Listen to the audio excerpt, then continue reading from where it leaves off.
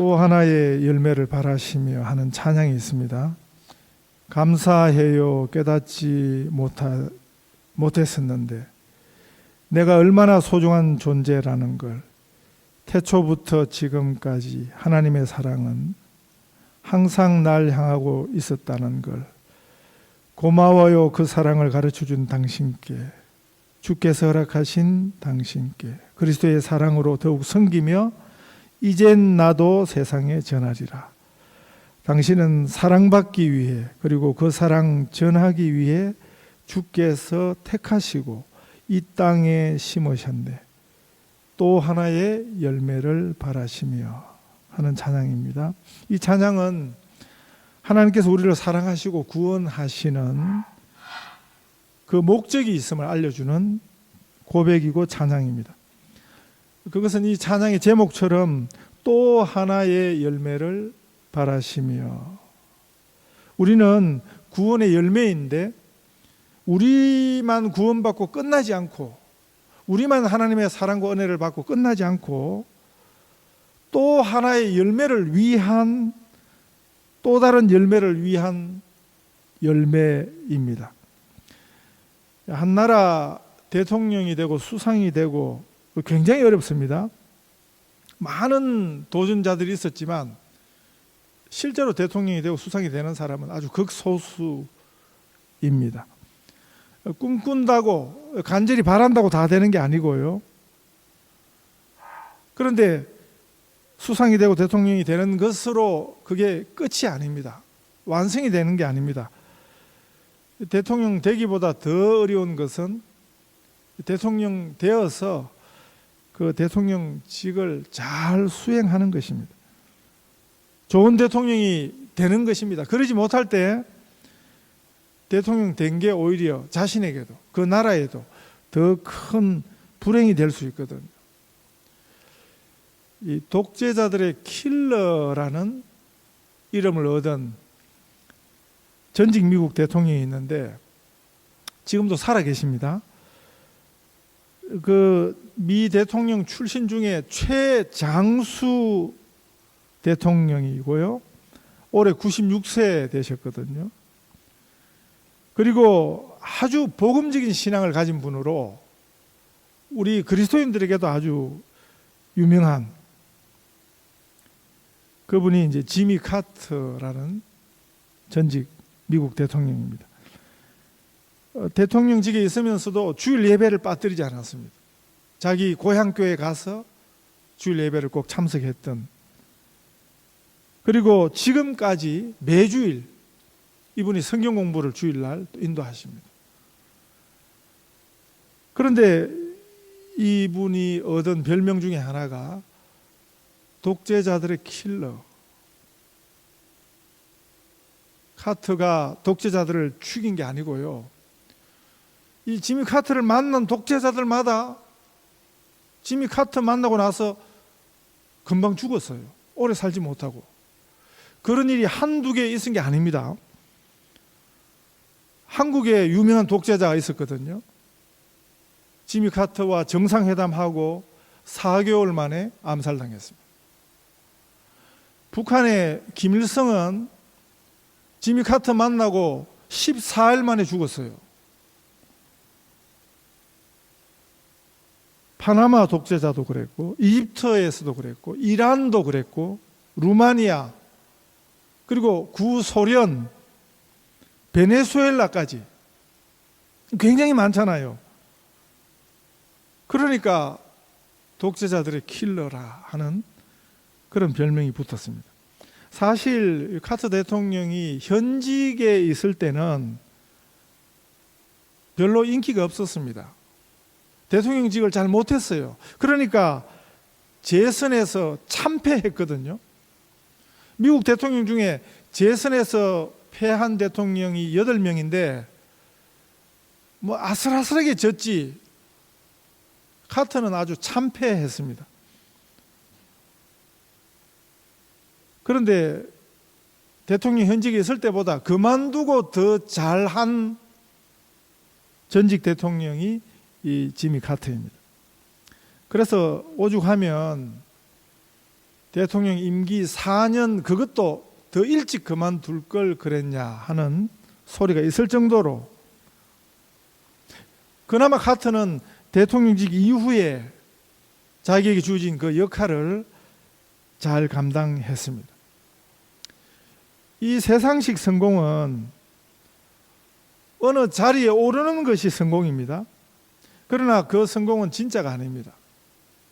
진짜 성공은 그 자리에서 그 자리에 맞는 역할을 잘 해낼 때 그게 진짜 성공이 됩니다. 이번 지나간 한 주간 이민자들이 주로 그렇습니다. 항상 고국에 관심이 있어요. 우리 고국에서 들려오는 소식에 관심이 많습니다. 지난 한 주간 우리 고국에서 들려온 좀 좋지 못한 소식 뭡니까? 코로나가 재확산됐다 하는 거죠. 세계가 다 인정하고 칭찬한 K-방역이었는데 아주 무식한 소리 잘하기로 소문난 트럼프가 한국은 이제 끝났다라고 말했을 정도로 이 코로나 재확산 소식이 들려왔습니다. 그런데 더 슬픈 소식은 코로나 확산의 주범이 한 교회고 또 한 목사라는 데 있습니다. 이번에는 이게 신천지 같은 이단이 아니고요. 기성교회가 또 그 목사는 한기총, 한국기독교총연합회 회장을 지낸 사람입니다. 그 목사와 그 교회가 그 이웃을 위협하는 사고 뭉치가 된 것입니다. 그 교회 이름이 참 기가 막힙니다. 사랑제일교회. 얼마나 좋은 이름이에요. 사랑교회도 아니고 사랑제일교회. 그런데 무슨 의미인가? 아니요. 교회 이름이 지금 무슨 의미인가? 좋은 이름을 가졌다고 다 되는 것이 아닙니다. 좋은 자리에 올랐다고 다 되는 것이 아닙니다. 그 자리에 그 이름에 걸맞는 삶이 필요한 것입니다. 성경에서 예루살렘 성전 얼마나 위대한 이름입니까? 예수님 시대에는 많은 유대인들이 맹세를 할 때 예루살렘 성전을 걸고 맹세를 했습니다. 그만큼 이 성전이라는 이름이 갖는 특별한 의미가 있다는 소리입니다. 예수님 시대에 예루살렘에 관한 최고의 역사가 요세푸스가 그 예루살렘 성전에 대해서 이 성전의 웅대함에 대해서 이렇게 기록을 했습니다. 그대로 읽겠습니다. 정면에서 보는 성전의 외양은 사람들의 마음이나 눈을 놀라게 하기에 충분했다. 그것의 모든 지붕은 엄청난 무게의 금판으로 덮여 있었다.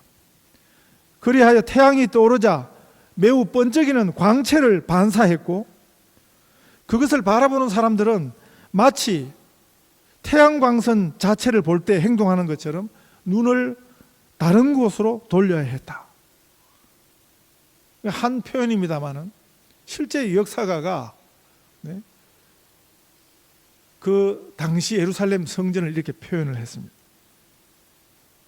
우리가 이 표현을 듣기만 해도 지금 그 예루살렘 성전의 그 모양이 얼마나 대단했는가 그걸 알 수 있는 거죠. 그러나 실제 예수님이 보시는 그 성전은 그 성전이라는 것이 거룩한 집이라 그랬죠. 거룩하신 하나님의 집이라는 뜻인데요.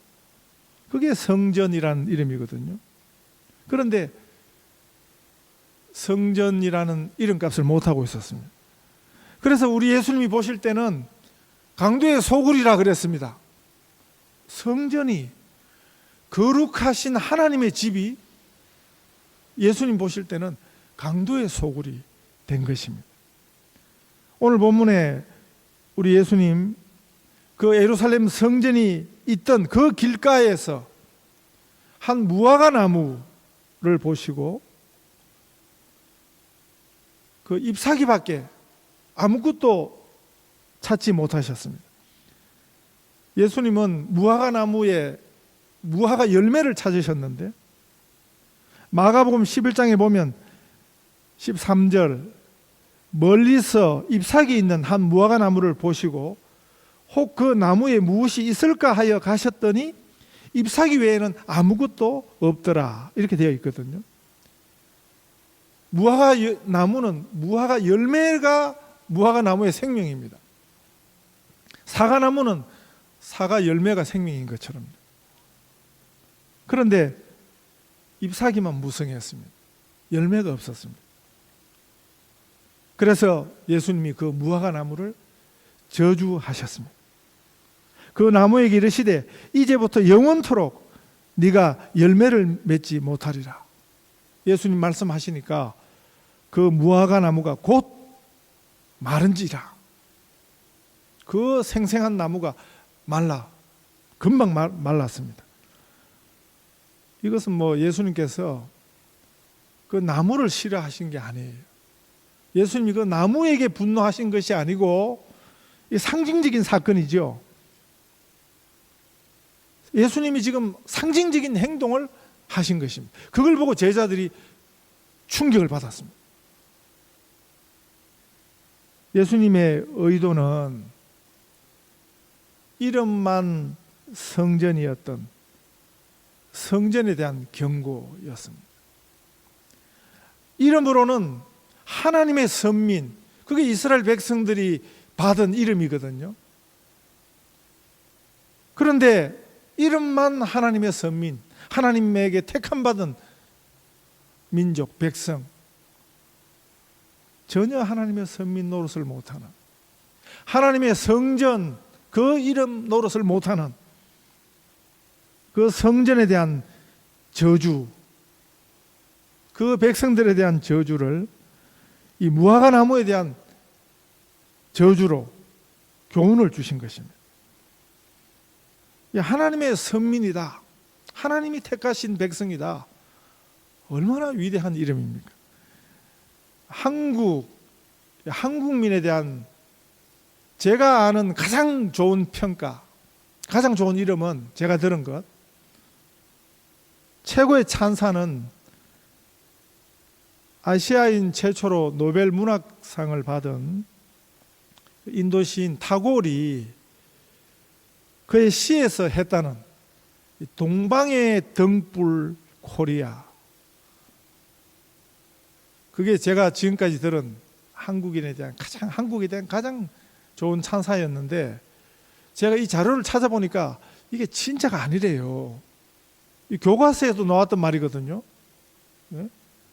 인도신 타고르이 한국을 가리켜서, 조선을 가리켜서 동방의 등불이라 했다는 거, 이 교과서에도 나오는 이야기인데 이게 아니래요. 실제가 누가 짜집기 해가지고 거기다가 조선이라는 말을 집어넣은 거랍니다. 이런 말도 멋진데 하나님의 선민이라 하는 얼마나 참 귀한 말입니까? 그래서 지금도 유대인들이 지금 자기들은 하나님의 선민이라 하는 그런 자아식을 가지고 방정을 떨고 있거든요. 지금도. 그런데 실제 유대인은 예루살렘 성전, 그 당시 예루살렘 성전하고 하나도 다르지 않습니다. 잎사귀밖에 없는, 잎만 무성한 무화과 나무, 열매가 없는, 그러면 비참한 결말이 기다리고 있다. 이게 예수님의 강조입니다. 예수님께서 이 열매 없는 것에 대한 강조를 지금 이 마태복음 21장에서 계속하고 계시거든요. 이 이후의 본문 33절 이하에 보면 그 포도 농부 비유를 하시는데 똑같은 주제를 말씀하세요. 그래서 43절에 보면 그러므로 내가 너희에게 이르노니 하나님의 나라를 너희는 빼앗기고 그 나라에 열매 맺는 백성이 받으리라. 이렇게 말씀하십니다. 서울에 그 이름만 좋은 그 교회 교인들이요, 그 자기 그 교회당이 지금 철거되도록 법에서 결정이 났어요. 그런데 철거당하지 않는 것 위해 가지고 지금 순교를 각오로 지금 자기 교회당을 지킨다. 목사로 제가 들을 때, 아니 무슨 교회당 건물을 위해 가지고 순교를 각오한다. 교회를 위해서, 교회당을 위해서. 이 다른 말입니다. 속으면 안 됩니다. 주 예수 그리스도의 교회를 위해서, 그거는 순교할 만한 가치가 있는 것입니다. 그 예수님을 위한 것이니까. 그런데 교회 건물을 위해 가지고 철거당하지 않도록, 그건 다른 이야기입니다. 생명을 걸 때 걸어야지 아무데나 그냥 순교한다고. 또 하나의 열매를 바라시며 우리 예수님이 찾으시는 그 열매를 맺어야 합니다. 좋은 자리를 차지하고 좋은 이름을 얻는 것, 그 자체가 목적이 되어서는 안 되는 것입니다. 그거는 하나의 과정이지, 그건 최종 목적이 아닌 것입니다. 제가 말씀드렸습니다. 한국사 한 고등학생이 전교 1등, 그게 자기 목적이었어요. 그래서 열심히 노력해서 공부해서 드디어 전교 1등이 됐는데, 얘가 그 다음날 자살이 죽었어요. 유서를 남기고. 이제 겨우 1등이 됐는데 이 1등 지키는 게 너무 힘들어서 자기는 죽는다. 이 얼마나 바보 같은 짓이에요. 1등 하는 그 자체가 목적이 되면 안 되는 것입니다. 왜 1등을 하느냐, 왜 1등을 하려고 하느냐, 그 다음에 지금 뭐 때문에,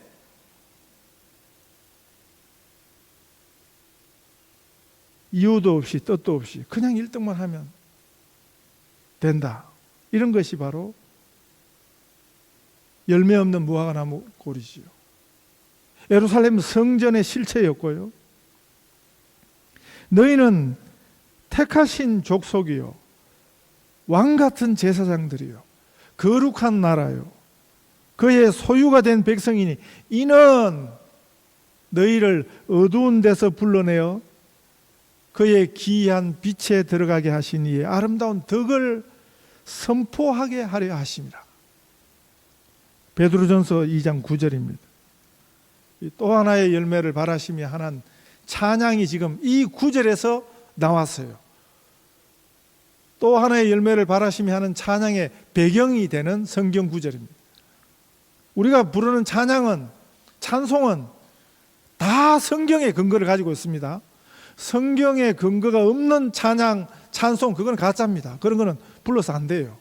뭐 그런 거는 찬양이라고 나와 있지도 않고, 우리가 하는 모든 찬양, 찬송은 보십시오. 거기 딱 찬송가든지 찬양곡이든지 거기 보면 이게 어떤 성경 구절이 근거가 된 것인가, 그게 나타나 있어요.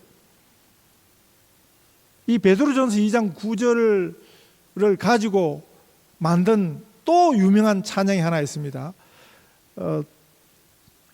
또 하나의 열매를 바라시며 하는 그 이전에 더 아는, 심지어는 북한 사람들도 안돼요. 이 찬양, 이게 그 일반 드라마에서도 종종 나왔거든요. 그게 당신은 사랑받기 위해 태어난 사람 하는 찬송입니다. 이 찬양이에요. 당신은 사랑받기 위해 태어난 사람, 당신의 삶 속에서 그 사랑 받고 있지요. 태초부터 시작된 하나님의 사랑은 우리의 만남을 통해 열매를 맺고, 당신이 이 세상에 존재함으로 인해 우리에겐 얼마나 큰 기쁨이 되는지, 당신은 사랑받기 위해 태어난 사람, 지금도 그 사랑 받고 있지요. 이 찬양이 북한 사람들에게도 알려질 정도로 그렇게 유명한데, 이 찬양 작사 작곡가가 사실은 시드니에 있었어요. 우리 노회원 목사였습니다. 지금은 다시 한국 갔지만 이 찬양도 그 배경 구절이 너희는 택하신 족속이요 왕같은 제사장들이요 거룩한 나라요 그의 소유가 된 백성이니 이는 너희를 어두운 데서 불러내어 그의 기이한 빛에 들어가게 하시니 아름다운 덕을 선포하게 하려 하심이라. 제자들이 예수님 말씀하시니까 그 무화과 나무가 단번에 말라버린 것을 보고 깜짝 놀랐을 때 그때 예수님 이렇게 말씀하십니다. 21절 이하입니다. 예수께서 대답하여 이르시되 내가 진실로 너희에게 이르노니 만일 너희가 믿음이 있고 의심하지 아니하면 이 무화과 나무에게 된 이런 일만 할 뿐 아니라 이 산들어 들려 바다에 던지리라 하여도 될 것이요 너희가 기도할 때 무엇이든지 믿고 구하는 것은 다 받으리라 이렇게 말씀하셨습니다. 이 무화과 나무에게 된 이런 일만 할 뿐 아니라 이 산들어 들려 바다에 던지리라 하여도 될 것이요 할 때 예수님이 이 산이 예루살렘 성전이 있는 시온산입니다. 그 산이 들려서 바다에 던져진다. 우리가 구약 성경을 좀 잘 읽고 성경이 말하는 상징어를 좀 잘 이해하면 성경에서 이런 바다는 심판의 바다예요. 계속 지금 21장 내용이 연결되고 있습니다. 이 산은 어떤 산요? 지금 예루살렘 성전이 놓여 있는 그 시온산, 이 산이 바다에 던져진다. 예수님 말씀처럼 돼요. 유대인들이 절대 불가능하다고 믿던 것 중에 산이 움직이는 거거든요. 그리고 또 하나, 예루살렘 성전이 없어지는 거거든요. 실제 유대인 역사에서 첫 번째 성전은 솔로몬 성전입니다. 솔로몬이 지은 성전이 없어졌어요. 파괴됐습니다. 그리고 다시 새롭게 지은 성전, 솔로몬 성전은 그렇게 큰 규모의 성전이 아닙니다. 근데 예루살렘 성전은 예수님 시대에도 예루살렘 성전이 다 지어진 게 아니에요. 46년 동안 지금 새로 짓고 있던 성전이거든요. 제가 지난주 말씀드렸습니다. 예루살렘이라는 도시의 6분의 1을 차지하고 있던 어마어마한 성전, 다시는 이 예루살렘 성전이 무너지지 않는다, 그런 믿음을 가지고 있었습니다. 그런데 그 성전이 없어졌어요. 예수님 예언하셨습니다. 돌 위에 돌 하나 남지 않고 다 무너지리라.